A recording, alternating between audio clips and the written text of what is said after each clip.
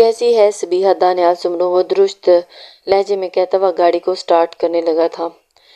آج باکر کو کچھ کام تھا تو دراور ہی سبیحہ کو چھوڑنے جا رہا تھا۔ اس کی گہری براؤن آنکھیں رات جگہ کا پیغام دیتی، آنکھوں میں لال ڈوریاں اس کے رونے کی چغلی کھا رہی تھیں۔ الحمدللہ، بس ایک لفظی جواب دے کر سبیحہ اپنے بیگ سے بک نکال کر اس کے صفحے پلٹنے لگی تھی اور اس کی بھوری آنکھیں بھی نم تھیں۔ جسے شاید دراور سمرو دیکھ پایا تھا۔ اس شخص کے پاس الفاظ نہیں تھے۔ وہ کن لفظوں سے بات کا آغاز کرتا، وہ کن لفظوں سے اپنی کیفیت، اپنی محبت کے سامنے بیان کرتا۔ دراور سمرو ایک ہارٹ سرجن، گولڈ میڈلسٹ، اپنے ہی دل کی بات چاہ کر بھی نہیں کر پا رہا تھا۔ اس نے اسٹیئرنگ پر گرفت سخت کر لی تھی۔ اس نے گہری سانس خارج کی اور بات کا آغاز کیا۔ آپ کو پتہ ہے سبھی، جتنے جیسے ننگے پاؤں، پھٹے پرانے کپڑوں والا بچہ اپنی خالی جیب کا احساس لیے دل کو اچھا لگنے کے لیے مہنگی چیز کسی دکان کے بند شیشے سے کئی پیر لا کر دیکھتے ہیں نا، انہیں معلوم ہوتا ہے وہ اس چیز کو اپنی زندگی بیچ کر بھی نہیں خرید سکتے، لیکن دل کو خوش کرنے کے لیے اس چیز کو دیکھتے رہتے ہیں۔ میں نے بھی بالکل ان بچوں کی طرح بچپن سے ہی آپ کو دیکھا ہے۔ اس شخص نے نظریں بیک مرر سے اس کی جانب کی اور اس لڑکی کے ہاتھ کانپ رہے تھے، نقاب میں چھپی آنکھیں اسے دیکھ رہی تھیں اور مسلسل اسی کو دیکھ رہی تھیں۔ اس کی نقاب میں چھپی آنکھیں جھکی تھیں۔ کچھ کہیں گے نہیں آپ؟ دراور نے اپنی نظریں باہر کی جانب دیکھتے ہوئے کی تھی۔ شاید خاموشی بہترین جواب ہے، پر اس بات کا جسے ہم چاہ کر بھی اپنے چاہنے والے کو نہیں بتا سکتے۔ ہم تھک چکے ہیں۔ مسلسل اپنے وجود کی تلخیاں بتا کر، اپنی جھکی ہوئی پلکوں کو اٹھا کر اسے دیکھا۔ وہ مرر سے اسے ہی دیکھ رہا تھا اور اپنا سر پھر سے جھکا گئی۔ سبھی پتہ ہے، کبھی کبھی میرا دل اتنا رونے کو کرتا ہے کہ موت کو بھی ترس آ جائے، میرا دل دھڑکنا بند ہو جائے، سانسوں کی ہلچل ختم ہو جائے یا دماغ کی نسیں پھٹ جائیں۔ میں بھی تو اس پروردگار کی تخلیق ہوں، پھر کیوں مجھے تکلیف دینے والوں کو میرے درد کا احساس نہیں ہوا؟ وہ شخص آہستہ آہستہ کہتے ہوئے اس لڑکی کا دل نچوڑ گیا تھا۔ وہ تڑپ اٹھی تھی، اس کی موت کا نظریں مرر کی طرف اٹھی تھی۔ آپ ہمیں بھول جائیں اور مرنے کی دعا مت کیا کریں۔ وہ بغیر سوچے سمجھے یہ الفاظ کہے گی۔ خلیل جبران لکھتے ہیں، محبت بھیک میں نہیں مانگی جاتی، بھیک میں ملی ہوئی محبت بھیک میں ملی ہوئی روٹی سے زیادہ بری ہوتی ہے۔ لیکن بانو قدسیہ لکھتی ہیں، محبت کی بھیک مانگ لینی چاہیے، کیونکہ جس کو محبت مل جائے اسے سب کچھ مل جاتا ہے۔ تو اگر میں آپ سے بھیک میں محبت مانگوں گا تو کیا مجھے بھیک دیں گی؟ آج وہ مغرور مرد اپنی انا کو کہیں سلا آیا تھا۔ سبیحہ یہ الفاظ سن کر نم آنکھوں سے اس وجیح مرد کو دیکھ رہی تھی اور اس کی خاموش پلکیں اسے کچھ بتا رہی تھی۔ شخص کی آنکھیں بھی نم ہوئی تھیں۔ ایک تلخ حقیقت یہ ہے کہ زندگی کی کچھ سزائیں ہم نے خود اپنے لیے منتخب کرتے ہیں، تعلقات، توقعات، خواہشات کی صورت میں۔ اس سے بھی کہیں بڑھ کر یہ کہ جب ہم جان جاتے ہیں کہ یہ محض سزا سے بڑھ کر کچھ نہیں، تب بھی ہم اسے چھوڑنے اور اسے خود سے آزاد کرنے کی ہمت نہیں مجتمع کر پاتے، اسی سزا کو کاٹتے کاٹتے ساری زندگی گزار دیتے ہیں۔ دراور صاحب، پلیز آپ ہمت کریں ہمیں بھولنے کی۔ آج وہ معصوم لڑکی اس شخص کو خود کو بھولنے کی کہہ رہی تھی جس شخص کی محبت اس نے ہر نماز میں مانگی تھی۔ یہ کیسے ممکن ہے کہ حال نکل جانے دل کی ویرانی کا؟ آخر آپ میرا عشق ہیں اور عشق بھی عین جوانی کا۔ وہ طنزیہ مسکرا کر کہتا ہوا سبیحہ گاڑی کو سبیحہ کے کالج کے پاس روکی تھی۔ میں ٹھیک نہیں ہوں، میں اندر ہی اندر مر رہی ہوں۔ اور کوئی تقریب کتنی بار آنسو صاف کرتے ہوئے، اس کے علاوہ کوئی نہیں جانتا تھا۔ وہ اپنے آنسوؤں پہ ضبط کے پہرے لگا کر کالج کے اندر داخل ہو چکی تھی۔ میرے دل میں کتنی تکلیف ہوئی ہے۔ اور اس کے علاوہ گاڑی تیزی سے نکلتی ہوئی کالج میں داخل ہو گئی تھی۔ وہ دراور اپنے آنسوؤں کے گوشے صاف کرتا ہوا مسکرا کر گاڑی سٹارٹ کر چکا تھا۔ اچانک لائٹ بند ہوئی۔ عورتیں کچھ ڈر گئی تھیں، کچھ زور زور سے لائٹ آن کرو کہہ رہی تھی، مہندی لگا کے رکھنا، ڈولی سجا کے رکھنا۔ گانے کی دھن، آواز، فوکس لائٹ کی وجہ سے سب اسٹیج کی طرف متوجہ ہوئے تھے۔ پیلے لہنگے اور ہری چولی اور پیلے دوپٹے میں ملبوس رمشا سکندر ہاتھوں کو آگے نیچے کیے اٹھتی ہوئی گول گول گھوم رہی تھی۔ لینے تجھے آ گوری، آئیں گے تیرے سجنا، مہندی لگا کے رکھنا، ڈولی سجا کے رکھنا۔ رمشا نیچے کی طرف اشارہ کرتی ہوئی اس کی بلائیں لیتی ہوئی اپنے بائیں ہاتھ کو آگے کرتی ہوئی دائیں ہاتھ کے بائیں اسٹیپ ڈانس کر رہی تھی۔ سب عورتیں تالیاں بجا رہی تھی اور رمشا کی دوستیں ہوٹنگ کر رہی تھی۔ کچھ فاصلے پر کھڑا آریان شاہ حیرت سے رمشا کو دیکھ رہا تھا۔ یہ تو مجھے سمجھ ہی نہیں آ رہا تھا کہ رمشا نے ڈانس کہاں سے سیکھا۔ دل تھام کے رکھنا، عاشق بھی گنوارے چپ جائیں ساری کڑیاں، گھر میں شرما کے مارے گاؤں میں آ گئے ہیں پاگل شہر کے سارے، نظریں جھکا کے رکھنا، دامن بچا کے رکھنا، نظریں جھکا کے رکھنا، دامن بچا کے رکھنا، لینے تجھے آ گوری، آئیں گے تیرے سجنا، چہرہ سجا کے رکھنا، چہرہ چھپا کے رکھنا۔ میں ایک لڑکا جواں تو ایک حسین لڑکی، یہ دل مچل گیا تو میرا قصور کیا ہے، رکھنا تھا دل پہ قابو، قابو یہ حسن تو ہے جادو، جادو ہی چل گیا تو میرا قصور کیا ہے، رستہ ہمارا تکنا دروازہ کھلا رکھنا، رستہ ہمارا تکنا دروازہ کھلا رکھنا، لینے تجھے آ گوری آئیں گے تیرے سجنا، کچھ اور اب نہ کہنا، کچھ اور اب نہ کرنا، کچھ اور اب نہ کہنا، کچھ اور اب نہ کرنا، یہ دل کی بات اپنے دل میں دبا کے رکھنا، مہندی لگا کے رکھنا، ڈولی سے جا کے رکھنا، شووا شووا اوئے اوئے اوئے اوئے، شووا شووا اوئے اوئے اوئے اوئے، شووا شووا اوئے اوئے اوئے اوئے۔ وہ گانے پہ سٹیپس مکمل کرتی ہوئی پھر سے گھومی تھی۔ اسٹیج کی نکلی ہوئی کیل اس کا لہنگا اٹکا تھا اور اس سے پہلے وہ زمین کو سلامی پیش کرتی آریان شاہ تیر کی تیزی سے اس تک پہنچا تھا۔ وہ اسے بازوں سے پکڑتا ہوا ایک ہاتھ اس کی کمر پہ لے جاتے، اس کا ہاتھ اپنے کندھے پہ رکھتا ہوا اس کا دوسرا ہاتھ اپنے ہاتھ میں تھام کر ہلکا ہلکا آگے پیچھے ہونے لگا تھا۔ آج پھر تم سے پر پیار آیا بے حد بے وجہ، آج پھر تم سے پیار آیا بے حد اور بے شمار آیا، ٹوٹے تو ٹوٹے تیری باہوں میں ایسے جیسے شاہوں پہ پتے بے حیا، بکھرے تجھی سے اور سمٹے تمہیں میں، تو ہی تو میرا سب لے گیا، نہ فکر نہ شرم ایک بار آیا۔ وہ اس کو گھما کر اس کے بالوں میں خوشبو خود میں اتارتا ہوا سرشار ہوا تھا اور پھر ذرے ذرے میں دید آ رہا آیا، بے حد بے وجہ آیا بے شمار آیا۔ وہ اس کی گرفت کمر پر مضبوط کرتا ہوا اسے خود میں کھینچ کے آتا، تو ہی دعا ہر شام کی، تو خواہاں تو لازمی، تو ہی رضا تو ہی کمی اور تو ہی فراق، جس کو ہے سلسلوں میرے پاس لایا، وہ اپنی انگلی اس کے ہونٹوں سے سلاتا ہوا اسے کانپنے پر مجبور کر گیا۔ ہونٹوں پہ تیرا اظہار آیا، ہونٹوں پہ تیرا اظہار آیا بے حد بے وجہ بے شمار آیا، اسے گھماتے اسے گرانے والے انداز میں جلاتا پھر سے کمر سے تھام گیا تھا اور رمشا کی دھڑکنیں بے قابو ہوتی گھبراتی اس شخص میں پناہ لے رہی تھی۔ عورتیں حیرت سے منہ کھولے اپنے چھوٹے شاہزادے کو دیکھ رہی تھی۔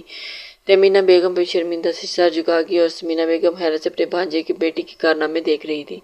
اور روم کے دروازے کو آرام سے کھولتی ہوئی اپنے چھوٹے چھوٹے پیروں سے چلتی ہوئی اس تک آئی جو سوئے ہوئے مغرور شہزادہ لگ رہا تھا، چہرے پہ ہلکی سی مسکان تھی اور ہمیشہ کی طرح ماتھے پہ بال بکھرے تھے۔ وہ اپنا مومی ہاتھ آرام سے آگے بڑھاتی اس کے بالوں کو پیچھے کر گئی۔ وہ آہستہ آہستہ قدم اٹھاتی واش روم میں گئی، ہاتھوں کو ٹھنڈے پانی سے دھو کر وہ باہر اور ابتسام کی گردن پہ اپنے چھوٹے چھوٹے ہاتھ رکھ گئی تھی۔ سردی میں ٹھنڈے ٹھنڈے ہاتھوں کے لمس سے اس کی نیند میں خلل آیا۔ وہ چھوٹی سی آنکھیں کھولے اپنی شرارت سی بیوی کو دیکھ رہا تھا جو بہت غور سے اس کو ہی دیکھ رہی تھی۔ وہ مسکرا کر اس کے دونوں ہاتھوں کو پکڑتا ہوا اسے کھینچ کر خود پہ گراتا کمبل کو دونوں ہاتھوں پہ ڈال گیا تھا اور اپنی بڑی بڑی آنکھیں کھولے اسے دیکھ رہی تھی۔ اس کے دونوں ہاتھوں کو چومتا ہوا اپنی آنکھوں سے لگا گیا اور وہ شرم سے لال ہوتی گالوں کو اپنے ہاتھوں میں چھپانا چاہ رہی تھی، مگر اس کے ہاتھ ہمارا ہاتھ چھوڑے نا۔ وہ اپنے ہاتھوں کو چھڑوانے کی کوشش کر رہی تھی۔ کیوں چھوڑوں؟ وہ دوبارہ اس کے ہاتھوں کو چومتا دلکشی سے مسکرایا تھا، کیونکہ ہم کہہ رہے ہیں۔ وہ چہرے پہ معصومیت لائی بولی تھی، اچھا جی چھوڑ دیے۔ ابتسام نے اس کے ہاتھوں کو آرام سے چھوڑا تھا۔ زمزم نے پھر سے اس کے ہاتھ اس کی گردن پہ رکھ دیے تھے اور اب کی بار ابتسام حیران خود میں ہوا تھا، اور اب کی بار میری گردن پہ ہاتھ کیوں رکھ رہی ہے؟ وہ اسے کمر سے خود میں پیچھتا ہوا بولا تھا اور جو سیسے کے اوپر ہی لیٹی تھی۔ اف، ہم چاہتے ہیں کہ آپ کو ہمارے ہاتھ ٹھنڈے ٹھنڈے لگے۔ اور اپنے ہاتھوں کو بڑی عورتوں کی طرح ماتھے پہ مارتی بولی تھی، اچھا جی تو پھر آئیں۔ وہ خود بھی اٹھتا ہوا اسے اپنی گود میں اٹھاتا واش روم کی جانب آیا تھا۔ ابتسام زمزم کو شیلف پہ بڑھاتا ہوا پانی کو ہلکا سا کھولا گیا تاکہ چھینٹے بھی زمزم پہ نہ آئیں۔ اب آپ ٹھنڈا پانی ہاتھوں میں بھر کر ہم پہ پھینک دیں۔ ابتسام زمزم کو بغور دیکھ رہا تھا، لیکن اس سے تو آپ کو ٹھنڈ لگ جائے گی۔ تو آپ جو ٹھنڈے ہاتھ میری گردن پہ رکھ رہی تھی اس سے مجھے ٹھنڈ نہ لگتی؟ ابتسام اپنی مسکراہٹ چھپاتا بولا، نہیں ہم تو مذاق مذاق میں رکھ رہے تھے نا۔ زمزم اپنے چہرے پہ آتی ہوئی لٹوں کو الٹے ہاتھوں سے پشت سے پیچھے کی جانب کرتی ہوئی بولی تھی، اچھا جی وہ مذاق مذاق میں تھا۔ ابتسام ہنستا ہوا اسے اپنی گود میں بھرتا ہوا گرم پانی کا شاور کھول گیا۔ یہ کیا کر دیا آپ نے؟ ہمارے سارے کپڑے گیلے ہو گئے۔ زمزم پانی کو خود پہ آتا ابتسام سے بولی تھی جو اسے باہوں میں لیے شاور کے نیچے کھڑا تھا، تو کوئی بات نہیں، آپ میرے کپڑے پہن لینا۔ ابتسام اسے لیے کتنی ہی دیر گرم پانی میں بھگوتا رہا اور پھر اسے وہیں پہ بٹھاتا شاور بند کر کے چینجنگ روم میں اپنے کپڑے لے کر اس کے پاس آیا تھا۔ آپ چینج کر لیں، میں بھی کر لیتا ہوں، مجھے کہتا ہوا خود چینجنگ روم کی طرف چلا گیا تھا۔ وہ شخص اپنی بیوی کو مغرور معزز رکھتا تھا اور اس کی عزت کرنا اسے کروانا آتا تھا۔ آریان نہیں، دراور نے آریان کو کال کی تھی جو دوسری بیل پر ہی ریسیو ہو گئی تھی۔ آریان اپنی سوچوں میں محو تھا، وہ ٹوٹا لہجہ، وہ نم آواز کی لرزش۔ آریان جانتا تھا کہ اس وقت اذیت پہ ہے۔ بولو دراور سمرو، وہ مسکرا کر بولا تھا اور اس کا لہجہ جیسا اپنا کر دراور کی امید کو توڑنا نہیں چاہتا تھا۔ مت کر آریان، آج ہمت نہیں۔ دراور سمرو میں تو اسے مقابلہ کی دیکھنا میں ٹوٹ رہا ہوں، بکھ رہا ہوں۔ آجا یار، لرزتی ہوئی آواز، ٹوٹا ہوا مان، بکھرائے ہوا وہ شخص خود اس وقت قابل رحم تھا۔ تم باہر آؤ، میں باہر ہی کھڑا ہوں۔ آریان کو معلوم تھا کہ وہ اس وقت لائبریری میں موجود ہوگا۔ کیا؟ ڈرائیور کے لہجے میں حیرانگی تھی۔ آریان کب آیا تھا؟ اسے کیسے معلوم تھا؟ دروازہ کھول یا ٹھنڈ میں کلفی بن جائے گی۔ آریان اسے ہنسانا چاہتا تھا۔ نہیں بنتی تیری کلفی، آ رہا ہوں۔ ڈرائیور کال کو بند کرتا ہوا، موبائل کو ٹیبل پہ رکھتا ہوا اٹھتا ہوا دروازے کے پاس آیا تھا۔ آجا میرے یار، لگ جا گلے۔ آریان خود ہی باہیں پھیلائے ڈرائیور کے سامنے آیا اور ڈرائیور اس کے گلے لگتا ہوا اپنی آنکھوں سے آنسو نہ روک پایا تھا۔ میں بکھر رہا ہوں آریان، میں ٹوٹ جاؤں گا۔ تو کچھ کر نہ یار، میں نے مر جانا ہے۔ بچپن سے میری خوشیاں مجھ سے لوگوں نے چھین لی ہیں۔ میں اپنی قیمتی خوشی کیسے کسی اور کو دینے دوں؟ تو بتا نا آریان، کیا کروں؟ وہ لاکھ پیرے بٹھا لے لیکن نہیں، وہ تمہاری ہے اور تمہاری ہی رہے گی۔ تم بے فکر ہو اپنے آنسوں پر، مگر اپنے دوست سے وہ چاہ کر بھی کچھ نہ چھپا سکتا تھا۔ بکواس مت کر، منہ توڑ دوں گا، بڑا آیا مرنے والا۔ آریان ڈرائیور کی کمر پر مکہ مارتا ہوا نم آنکھوں سے مسکرایا تھا۔ بے فکر ہو جا، تجھے ساتھ لے کر مروں گا۔ ڈرائیور بھی ہنستا ہوا اس سے دور ہوا تھا۔ اب ٹھنڈ پڑ گئی تجھے؟ آریان اس کے ہنسنے پر چوٹ کرتا ہوا بولا تھا۔ ہاں نہ تو میری بیوی ہے نا؟ ڈرائیور اپنی مسکراہٹ چھپاتا ہوا بولا تھا۔ بے شرم انسان، دور رہا کر مجھ سے، تیرے اوپر کوئی بھروسہ ہی نہیں ہے مجھے۔ آریان مصنوعی غصے میں بولا تھا۔ یار کیا کروں، تیرا حسن ہی ایسا ہے، میرا دل ڈگمگا جاتا ہے۔ آریان کی طرف بڑھ گیا تھا۔ دیکھ، دور ہے مجھ سے، بے شرم انسان، کوئی شرم ہوتی ہے، کوئی حیا ہوتی ہے۔ آریان پیچھے کی طرف قدم بڑھاتا ہوا بولا تھا۔ پر مجھے کیا پتا وہ کیا ہوتی ہے۔ آجا میری چمک، چلو۔ ڈرائیور اپنی ہنسی کو کنٹرول کرنے کے چکر میں چہرہ سرخ کر بیٹھا تھا۔ بے غیرت انسان، مجھے آنا ہی نہیں چاہیے تھا، دفعہ ہو جا یہاں سے، جا رہا ہوں میں۔ آریان کو ڈرائیور کو پیچھے کرتا ہوا تیزی سے لائبریری سے نکل گیا۔ ڈرائیور کا فلک شگاف کہہ کر پوری لائبریری میں گونجا تھا۔ اور ہاں، شام میں ڈیرے پہ آ جانا، ایک مست پلان سوچا ہے میں نے۔ آریان دروازے پہ آواز لگا کر کہتا ہوا واپس چلا گیا تھا۔ ظہر کی اذانیں سنتے ہی ڈرائیور نے لائبریری سے نکلتے مسجد کا رخ کیا تھا۔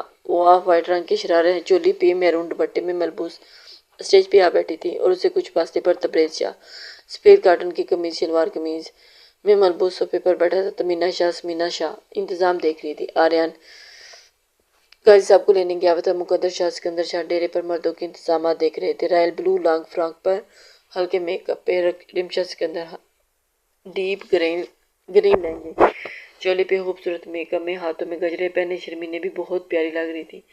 ساتھ جا کر بھی اس پر نظریں نہیں ہٹا پا رہا تھا۔ عورتوں کے سیٹ پر کسی غیر مرد کو آنے کی اجازت نہیں تھی، مگر ساتھ سب کا دیکھا بھالا تھا۔ السلام علیکم۔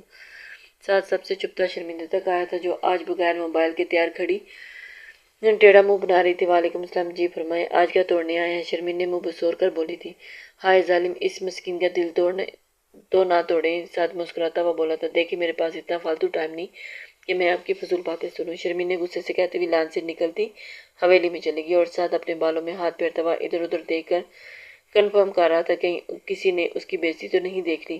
نکاح شروع ہوا۔ نشا سکندر ولد سکندر شاہ، آپ کا نکاح تبریز شاہ ولد مقدر سے بحق مہر 10 لاکھ روپے کیا جاتا ہے، کیا آپ کو قبول ہے؟ میں آپ کو خود سے محبت کرنے پر مجبور کر دوں گی۔ تبریز سائیں، قبول ہے۔ یہ جاہل لڑکی آپ کو اپنی تعلیم سے آشنا کروائے گی۔ شاہ سائیں، قبول ہے۔ مولوی صاحب نے آخری بار پھر سے کلمات دہرائے تھے۔ میرے وجود آپ کو برا لگتا ہے نا؟ میں خود محبت کرواؤں گی، آپ کو قبول ہے؟ مولوی صاحب اب تبریز شاہ کے پاس آئے تھے۔ تبریز شاہ ولد مقدر شاہ، آپ کا نکاح نشا سکندر ولد سکندر شاہ سے بحق 10 لاکھ روپے سے خراج الوقت کر دیا جاتا ہے، قبول ہے؟ میں تمہاری زندگی عذاب بنا دوں گا۔ نشا سکندر شاہ، قبول ہے۔ تم سے اتنی نفرت کروں گا کہ تم میرے پاس تک نہیں آؤں گی، قبول ہے۔ تمہاری سانسیں بھی تم پر تنگ کر دوں گا۔ میں خود سے ہی وعدہ کرتا ہوں، مسکرا کر آخری بار قبول پہ کیا گیا تھا۔ ہر طرف مبارک کا شور گونجا تھا، سب مبارکباد دے رہے تھے۔ نشا کا دل زور سے اس وقت بھی بارات آنی تھی مگر آئی نہیں تھی۔ وہ خوبصورت اور نازک سی دلہن انتظار کرتی رہ گئی تھی، کوئی نہیں۔ ہاں، کوئی بھی نہیں آیا۔ وہ پاکیزہ لڑکی بدنام کر گئی، لوگ اسے برا بھلا کہہ رہے تھے۔ وہ لوگوں کی باتوں میں تنگ آتی، تیزی سے اٹھتی، سیڑھیاں چڑھتی، چھت پہ آئی اور پھر نشا کو رخصت کر کے تبریز شاہ کے کمرے میں لایا گیا تھا۔ وہ بیڈ پر بیٹھی اپنی بے قابو دھڑکنیں سنبھال رہی تھی۔ نشا سکندر، سردار جی بات سنیں۔ وہ کپڑے بدل کر باہر آئی اور ہاتھ میں کچھ چھپایا ہوا تھا۔ ہاں بولو۔ ابتسام بھی سامنے موجود صوفے پر بیٹھا وہ اپنی انگلیاں مروڑتی ہوئی ادھر ادھر دیکھنے لگی۔ وہ کیا؟ ابتسام نے ابرو اٹکاتے ہوئے اس کی طرف دیکھا تھا۔ کیا ہم آپ کو نیل پالش لگا دیں؟ نہیں، وہ دو ٹوک لہجے میں کہتا ہوا صوفے پر اٹھ کھڑا ہوا تھا۔ پلیز جی سردار جی، وہ آنکھوں میں نمی لائے بولے تھی، اور جہاں ابتسام سمرو لاچار ہوا تھا۔ اچھا ٹھیک ہے، آپ صاف کر دینا۔ ابتسام خود پہ پرفیوم چھڑکتا ہوا شیشے سے اپنی چھوٹی سی بیوی کو دیکھ رہا تھا جس کی آنکھیں چمک اٹھی تھی۔ کیا ہم آپ کے بالوں میں پونی بھی لگا دیں؟ نہیں، بالکل بھی نہیں۔ ابتسام پیچھے مڑ کر زمزم کو دیکھا تھا۔ اچھا ٹھیک ہے، صرف نیل پالش لگا دیتے ہیں۔ وہ اپنی آنکھیں چھوٹی کرتے ہوئے ابتسام کی جانب دیکھتے ہوئے اس کے پاس آ کر بیٹھ گیا تھا۔ ہم یہاں بیٹھ کر لگائیں گے۔ زمزم نے اپنی بڑی سی آنکھیں اپنے سردار کو گھورنا چاہا تھا، لیکن زمزم اپنے منہ پر ہاتھ رکھتے ہوئے اپنے بالوں کی لالی کو چھپا گئی تھی۔ اور ارے کیا ہوا سائیں، لگائے نا۔ ابتسام اپنی مسکراہٹ چھپاتا ہوا بولا تھا۔ آپ ایسے مت دیکھیں نا۔ زمزم اس کے دیکھنے پر پزل ہوئی تھی۔ تو کیسے دیکھوں؟ ابتسام اپنے پیٹ پہ اسے اندر اتارنے لگا تھا۔ سردار جی ایسا مت کریں نا۔ زمزم شرم سے لال ہوئی تھی۔ کیسے؟ ابتسام اپنی گرفت تھوڑی سی ڈھیلی کی تھی۔ کچھ نہیں۔ زمزم شرماتی ہوئی اپنا سر ابتسام کے سینے پر رکھ گئی تھی۔ میرخا مسلسل کئی دنوں سے خود پہ ہی کسی کی نظریں محسوس کر رہی تھی اور اسے ہر وقت لگتا تھا کوئی ہے جو اسے دیکھ رہا ہے۔ آج مانور کو اسکول چھوڑنے گئی تھی اور پھر مگر اس کا کوئی پیچھا کر رہا تھا۔ بار بار پیچھے مڑ کر دیکھ رہی تھی مگر کوئی نہیں تھا۔ وہ مانور کو گیٹ پر چھوڑتی ہوئی پیچھے مڑی کہ کسی نے اس کا ہاتھ پکڑ لیا تھا۔ وہ کٹی ڈال کی طرح اس شخص کے چوڑے سینے سے ٹکرائی تھی۔ اس کی دھڑکنیں بے قابو ہوئی تھی۔ آخر کون تھا وہ شخص؟ ایک گاڑی تیزی سے اس کے پاس سے گزری تھی اور ایک لمحہ بھی دیر ہوتی تو مرخا کا نام و نشان بھی نہ بچتا۔ کو کون ہے وہ شخص؟ اس سے فوراً دور ہوتی ہوئی پیچھے چھپی ہوئی آنکھوں سے گھورتی ہوئی انسان شکریہ بتانے کے لیے میں تو آپ کو جانور سمجھتی۔ میرخا منہ بسوڑتی ہوئی اس سے دور ہوئی تھی۔ ارے شکریہ کی کوئی بات نہیں، میں ایسے ہی چھوٹے موٹے احسان چلتے پھرتے کرتا ہوں۔ آپ سیدھی شرافت سے اپنا نام بتائیں ورنہ۔ میرخا نے اپنی انگلی اٹھاتے ہوئے مقابل کو وارن کیا تھا۔ ورنہ شیان کہتا ہوا اپنے قدم میرخا کی طرف بڑھا گیا تھا۔ دیکھیں دور رہے مجھ سے۔ میرخا اپنے قدم پیچھے کو لینے کو تھی۔ اچھا ریلیکس، میں دور ہی ہوں۔ شیان دو پل میں سنجیدہ ہوتے ہوئے اپنے قدموں کو پیچھے کرتے ہوئے ہلکی سی روشنی میں کہیں غائب ہو گیا تھا اور اس نے اپنے قدموں کو پیچھے کیا تھا۔ میرخا حیرت سے کبھی اپنے آپ کو دیکھتی تو جس پہ وہ اس شخص کا لمس موجود تھا تو کبھی اس جگہ کو دیکھتی جہاں وہ شخص غائب ہوا تھا۔ اسے سمجھ ہی نہیں آئی تھی کہ وہ شخص کون تھا۔ وہ اس کی جانب دیکھ کر ایک دم حیران۔ رانی تبریز گھر میں داخل ہوتے ہوئے رانی کو آوازیں دیکھ رہا تھا جو نہ جانے کہاں تھی۔ جی سائیں۔ وہ تیزی سے ایک کمرے سے نکلتی ہوئی اس تک آئی تھی۔ کہاں تھی تم یار؟ میں ڈر گیا۔ تبریز بغیر سوچے رانی کو اپنے گلے لگایا کہ کوئی وجود تھا وہاں جو اس منظر کو دیکھتے ہوئے اپنے ہاتھوں کی مٹھیاں بھینچ گئی تھی۔ سائیں میں یہی تھی۔ میں نے کہاں جانا ہے رانی؟ بس مجھے نہیں پتا۔ میں جب بھی آؤں تو تم میرے سامنے ہو، دو پل کے لیے بھی میں تمہیں دور نہیں کر سکتا۔ تبریز اسے اپنے ساتھ لگائے پاس پڑی پلنگ پہ ہی بیٹھ گیا تھا۔ سائیں مجھے لگا تھا کہ آج آپ کی شادی ہے تو آپ وہیں ہوں گے رات میں۔ رانی نے ہو تبریز سے دور ہوتے ہوئے کہا تھا۔ نہیں، میں کیوں آپ کے پاس رہوں گا؟ مجھے تمہارے پاس سکون ملتا ہے۔ تبریز نے رانی کا ہاتھ اپنے ہاتھوں میں لیا تھا۔ نہیں سائیں، کچھ بھی ہے، آج آپ کو ان کے پاس ہی ہونا چاہیے کیونکہ آج اس طرح حویلی والوں کو آپ پہ شک ہو سکتا ہے۔ رانی نے اپنا ہاتھ چھڑوا کر کہتی ہوئی تبریز سے کچھ فاصلہ قائم کر گئی تھی۔ نہیں رانی، میں یہی ٹھیک ہوں۔ تبریز کہتا ہوا رانی کی گود میں سر آ گیا تھا۔ سائیں آپ کو سمجھ نہیں آتا میں کیا کہہ رہی ہوں؟ آج آپ وہاں جائیں۔ رانی نے تبریز کا سر اپنی گود سے ہٹاتے ہوئے کہا تھا۔ ٹھیک ہے تبریز، بس اتنا کہتا ہوا غصے سے نکلتا اپنا رخ حویلی کی طرف کر گیا تھا۔ رانی مسکراتے ہوئے اپنے قدم کمرے کی طرف بڑھا گئی تھی۔ وہ تیز قدم اٹھاتا ہوا کمرے میں داخل ہوا۔ نیشا کا دل تو کسی سوکھے پتے کی طرح لرز رہا تھا۔ کہا تھا تم سے میں نے شادی تمہاری اوقات نہیں، تم تبریز مقدر شاہ کی بیوی بن سکو تو پھر کس سے پوچھ کر تم یہاں بیٹھی ہو؟ ہاں، وہ ایک ہاتھ اس کی تھوڑی کو سختی سے جکڑتے ہوئے چلایا تھا۔ وہ سائیں، oh just shut up you bloody bitch, جاہل عورت نہیں ہوں میں کوئی سائیں تمہارا۔ تبریز اسے بیڈ پر پٹکتا ہوا کھڑکی کی طرف آیا تھا۔ وہ اپنے بالوں میں ہاتھ پھیر رہا تھا۔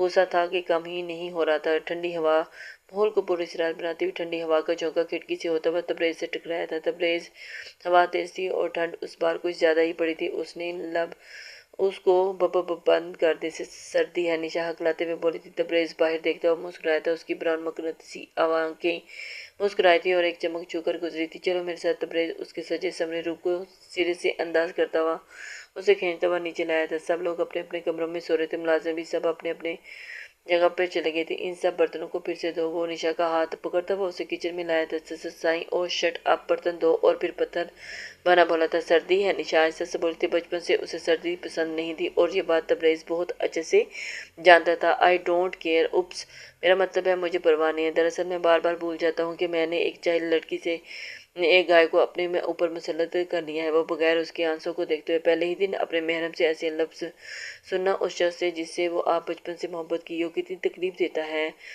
اسے وقت نیشا سکندر کو کوئی اندازہ بھی نہیں کر سکتا تھا۔ ایک بات سمجھ نہیں آتی تھی تمہیں نیشا سکندر، آئس سیٹ کے برتن دو۔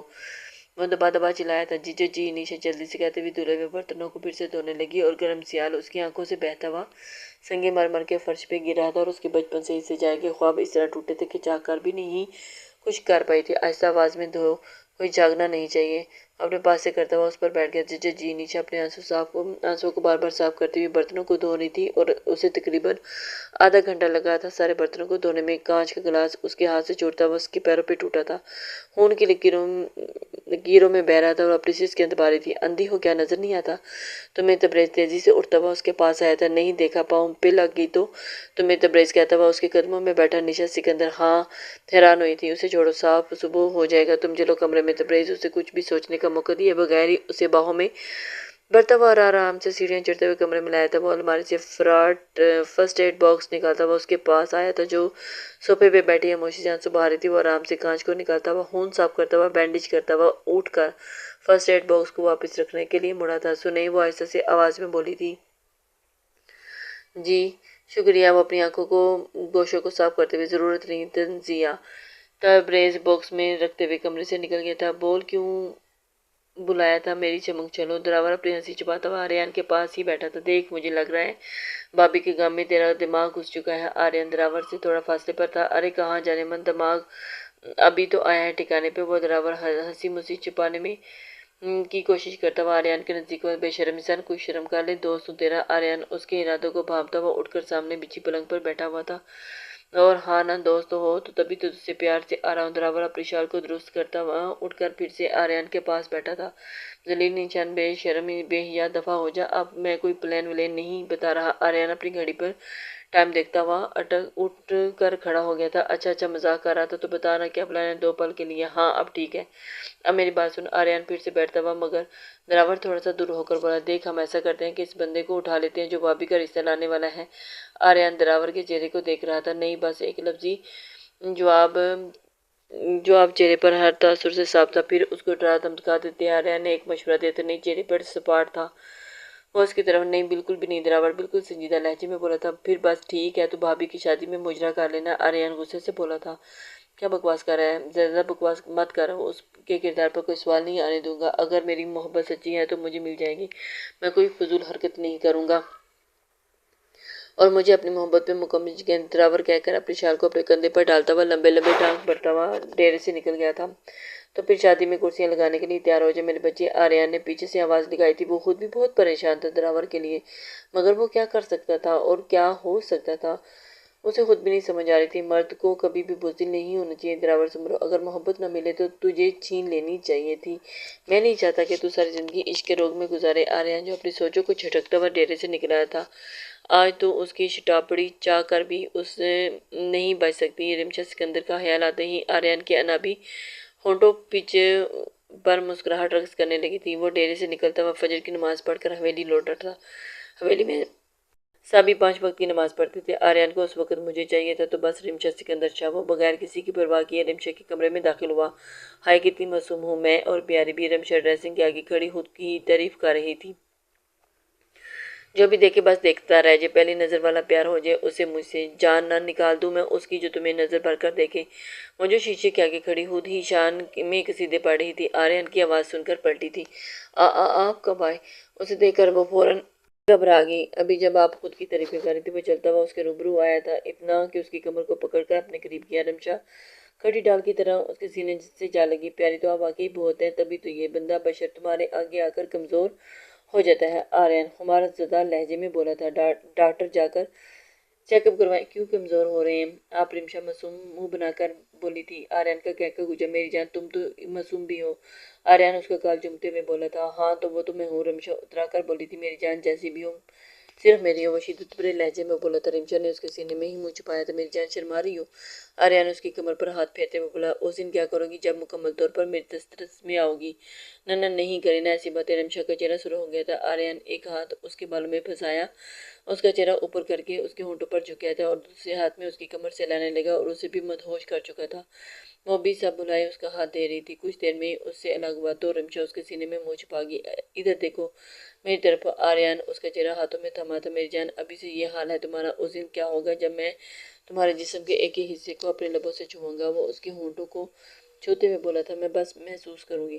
اس نے فوراً آنکھیں بند کرتے ہوئے خود کو سینے سے لاگی تھی۔ یہ کیا کہہ دیا میری جان؟ آپ تو مجھ سے آگے جا رہی ہیں۔ آریان اس کے پیٹ پر ہاتھ پھیرتے ہوئے بولا تھا۔ رمشا نے سر مار کر اس کے سینے میں چھپایا تھا۔ تبھی کسی کے قدموں کی آواز آنے لگی۔ سائیں کوئی آ رہا ہے۔ رمشا گھبراتے ہوئے بولی۔ تو آنے دو، اس کو نظروں کے اظہار میں لیے بولا تھا۔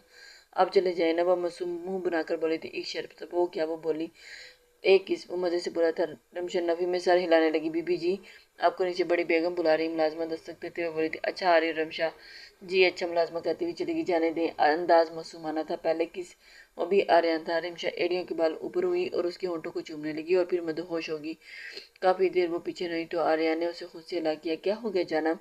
آریان بولا۔ کچھ نہیں، میں چلتی ہوں، یہ کہتے ہوئے جانے لگی کہ آریان کی آواز سے رکی تھی۔ لگتا ہے رخصتی کروانے پڑے گی میری بیگم میں اب صبر نہیں۔ اس کی بات سن کر رمشا پلٹ کر اسے دیکھا اور مسکرا کر چلی گئی۔ آریان بھی مسکراتا ہوا ناشتے کے لیے نیچے چلا گیا تھا۔ ہائے آج تو بہت تھک گیا ہوں۔ شمس صاحب تھکے ہارے گھر میں داخل ہوئے اور باہر سین میں پڑی چارپائی پر بیٹھے۔ مرحا پرائمری اسکول میں پڑھاتی تھی۔ مانور اور احمد اسکول گئے ہوئے تھے۔ شمس نے میں نے ہزاروں بار آپ کو کہا ہے نا کہ اتنا کام مت کریں۔ شمسہ بیگم پانی کا گلاس ہاتھ میں پکڑے ہوئے کچن سے باہر رہی تھی۔ ارے کیا کروں، اپنے بچوں کا پیٹ پالنے کے لیے تو کام تو کرنا پڑے گا نا۔ شمس صاحب اپنے ماتھے پر پسینے آئے کو صاف کرتے ہوئے بولے تھے اور شمسہ بیگم پانی کا گلاس ہاتھ میں تھامے گئی تھی، لیکن شمس